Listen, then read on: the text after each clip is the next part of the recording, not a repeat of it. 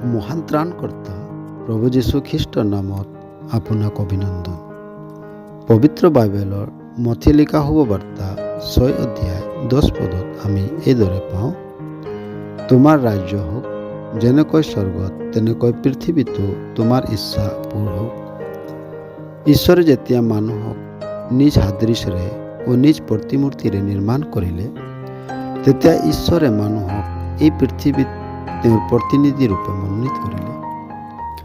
ঈশ্বৰৰ ইচ্ছাক পূৰ্ণ কৰাটোহে এই পৃথিৱীত মানুহৰ মুখ্য কৰ্তব্য। কিন্তু পাপৰ হেতুকে মানুহে ঈশ্বৰৰ শত্ৰু হৈ পৰিল আৰু ঈশ্বৰৰ ইচ্ছাক পূৰ্ণ হ'বলৈ মানুহ স্বয়ং বাধাৰ কাৰণ হৈ পৰিল।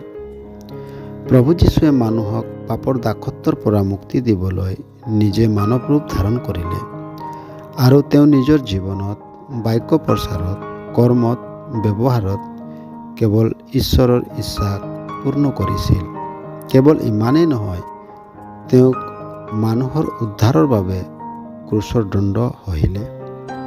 ক্ৰুচৰ মৃত্যুৰ বিষয়ে তেওঁ নিজে কৈছিল, মোৰ ইচ্ছা নহয় কিন্তু তোমাৰ ইচ্ছা পূৰ হওক।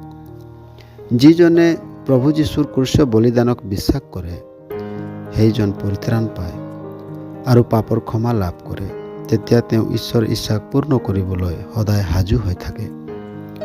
প্ৰভু যীশু মুক্তি লাভ কৰি ঈশ্বৰৰ ইচ্ছা পূৰ্ণ কৰিবলৈ ঈশ্বৰে আপোনাক সহায় কৰক। ধন্যবাদ।